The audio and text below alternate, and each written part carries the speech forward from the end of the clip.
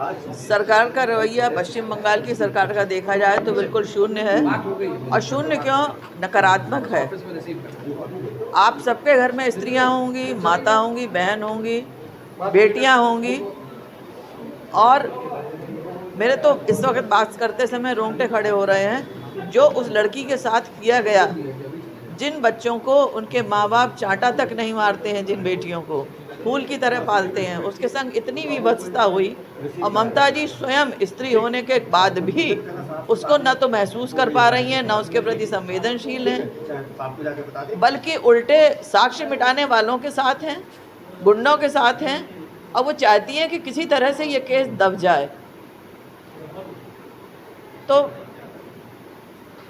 मेरी तो समझ में नहीं आ रहा कि उस बच्ची ने इतनी तकलीफ कैसे बर्दाश्त करी होगी। मैं बहुत दुख में भी हूँ, कष्ट में भी हूँ, बहुत क्रोध में भी हूँ।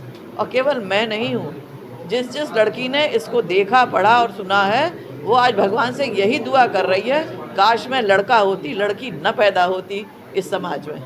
क्या मांग करते हैं? क्या मांग करते हैं आप सरकार से? हमें तो केंद्र सरकार से एक यही मांग है कि इसकी निष्पक्ष जांच हो, दोषियों पर कार्रवाई हो, क्योंकि ये छोटी मोटी चीज़ नहीं है।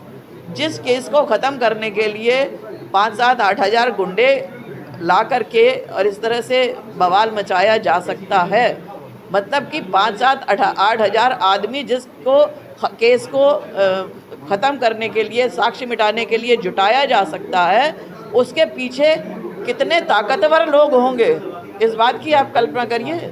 कितनी उनकी जेबें भारी होंगी, कितना वो छल बल से सक्षम होंगे। कौन लोग हैं वो, उनसे लड़ना है। ये बच्चे जो हमारे और आपके गए हैं, जो केरल का बच्चा इस वक्त कलकत्ता में फंसा हुआ है, वो कुछ नहीं कर सकता। उस लड़की की भी यही खता रही होगी कि उसने एनआईए गंद करते हुए देख लिया होगा कि कुछ गंदा काम हो रहा है, उसने उसे देख लिया होगा, तभी उसके संग ये हुआ।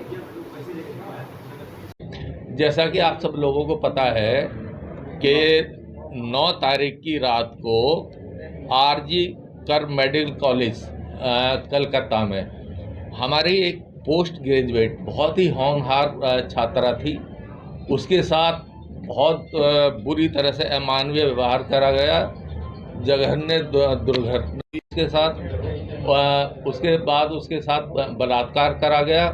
वो नंगी अवस्था में पाई गई, उसके मुंह से और नाक से खून निकल रहा था, चश्मा उसका तोड़ दिया गया था, और उसके बावजूद सरकार की तरफ से कोई कार्रवाई नहीं हुई।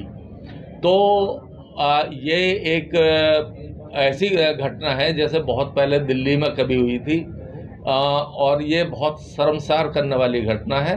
तो हम इसकी निंदा करते हैं और सरकार से ये मांग करते हैं कि वो इस पर कठोर से कठोर कार्रवाई करे, क्योंकि सरकार अभी इसमें कार्रवाई नहीं कर रही है। इसलिए हम आईएमए आज कल सुबह 6 बजे से लेके इतवार की सुबह 6 बजे तक स्ट्राइक रखेगा। स्ट्राइक में हम लोग जो ओपीडी है वो ओपीडी की सेवाएं बंद रखेंगे। बहुत अति आवश्यक इमरजेंसी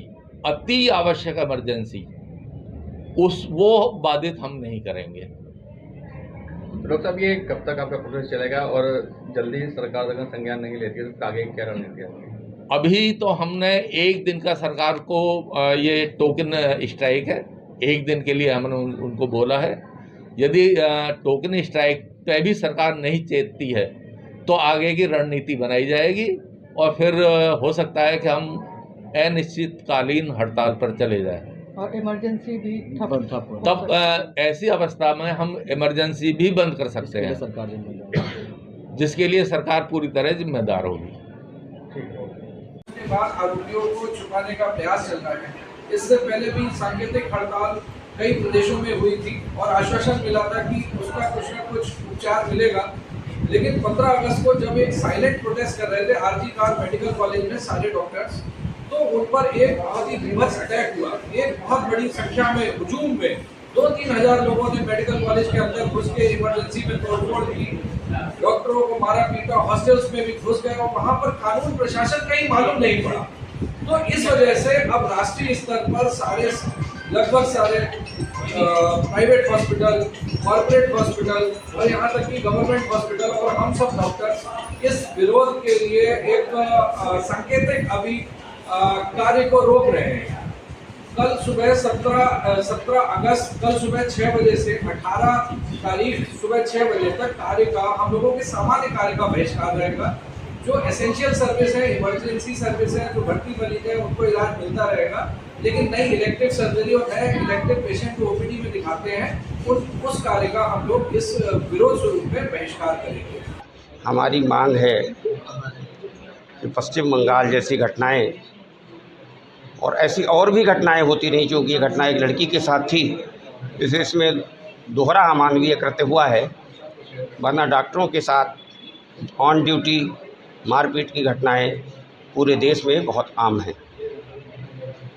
आईएमए केंद्र सरकार से ये मांग करती है कि कोई एक ऐसा सख्त केंद्रीय कानून डॉक्टरों की सुरक्षा, डॉक्टर और चिकित्सा क्षेत्र में कार्य करने वाले समस्त लोगों के लिए, हम डॉक्टर्स ही नहीं, हमारी नर्सेज भी और लोग भी इसका शिकार होते रहते हैं। बार बार ये वेदना, ये पीड़ा, ये यातना झेलनी पड़ती है। तो चिकित्सा क्षेत्र में काम करने वाले जितने भी लोग हैं उनके प्रति अगर कोई अपराध होता है, उसके लिए केंद्र सरकार कोई ऐसा सख्त कानून बनाए, अपराधियों को इस तरह का दंड मिले कि अपराधी उस दंड को सुनकर, देखकर ऐसा सबक ले कि आगे ऐसा अपराध करने की हिम्मत ना करें। 2 दिन के लिए जिले भर के डॉक्टर कार्य बहिष्कार करेंगे जी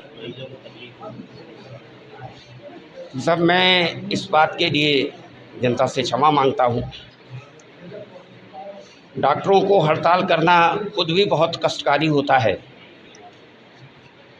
पूरे जीवन में चिकित्सा कार्य करते हुए हम लोग ये महसूस कर चुके होते हैं कि किस परिस्थिति में, किस पीड़ा के साथ जो है मरीज हमारे पास आता है और वो हमसे क्या अपेक्षा रखता है। और हमेशा हमें ये सुनने को मिलता है कि भगवान के बाद इस धरती पर दूसरे आप ही हैं जिससे हम इस समय सहायता की उम्मीद कर सकते हैं। हमारी इस परिस्थिति में कोई और सहायता नहीं कर सकता। इस तरह का ऐसे लोगों से मुंह मोड़ के बैठना, ऐसे लोगों को मना करना, ऐसे लोगों को ये कहना कि हम आज आपको नहीं देख पाएंगे, हम आज आपकी कोई मदद नहीं कर सकते, हमारे लिए भी बहुत पीड़ादायक है। मरीज की पीड़ा को हम भली भांति समझते हैं। आज 9 तारीख की वो घटना थी, 8 दिन बाद कल हम लोग सड़क पे आ रहे हैं। इसके लिए पूर्णतः सरकार और प्रशासन बंगाल का जिम्मेदार है। अन्यथा हम लोगों ने अपने धैर्य की काफ़ी परीक्षा ली, काफ़ी धैर्य दिखाया, लेकिन सरकार जो है, बंगाल सरकार ने हमारे धैर्य की सीमा को तोड़ दिया और अंततः हमें सड़कों पर निकलना पड़ा है। और मैं तो जनता से भी अपेक्षा करता हूँ कि वो बेटी जो थी वो समाज की बेटी थी। कोई भी बच्चा जो है किसी प्रोफेशन के रूप में पैदा नहीं होता है, वो समाज से निकलता है और फिर प्रोफेशन में जाता है। तो समाज को अपने बच्चों की रक्षा के लिए कि उनके बच्चों के साथ कल को इस तरह की घटनाएं न हों, समाज को इन आंदोलनों में खुद आगे आना चाहिए और जो है ऐसी आवाज़ उठानी चाहिए कि सरकार के कानों तक ऐसी तेज़ आवाज़ जाए कि सरकार के कान के पर्दे खुल जाएं। सर, कल जो प्रोटेस्ट रहेगा आपका, किस तरीके का प्रोटेस्ट रहेगा, कितने बजे से और क्या कुछ प्रोग्राम मांगे उसमें? हमारे प्रोटेस्ट का समय जो है 10 बजे हम यहाँ से प्रोटेस्ट को प्रारंभ करेंगे और यहाँ से हम लोग शांति मार्च के रूप में, डॉक्टर हैं तो शांति मार्च ही होगा और हमारे हाथ में कुछ बैनर पोस्टर भी होंगे। यहाँ से हम जो है जिलाधिकारी के कंपाउंड तक जाएंगे, वहाँ पर हम जो है सिटी मजिस्ट्रेट के माध्यम से, जिलाधिकारी के माध्यम से जो है केंद्र और प्रदेश सरकार को एक ज्ञापन देंगे। आपके हॉस्पिटल्स में तोड़-फोड़ मचाई जाए, तो ये तो गवर्नमेंट को कॉग्निजेंस लेना चाहिए। भाई हम सब मेडिकल फ्रेटर्निटी, मतलब जी हम तो इनको ऐसे नहीं छोड़ सकते। बच्चे हैं ना, ये कोई बाहर के बच्चे तो है नहीं, आपके हमारे घरों के। हमने जब गायनी में खुद करा है तो हमें ये ध्यान था कि उस टाइम पे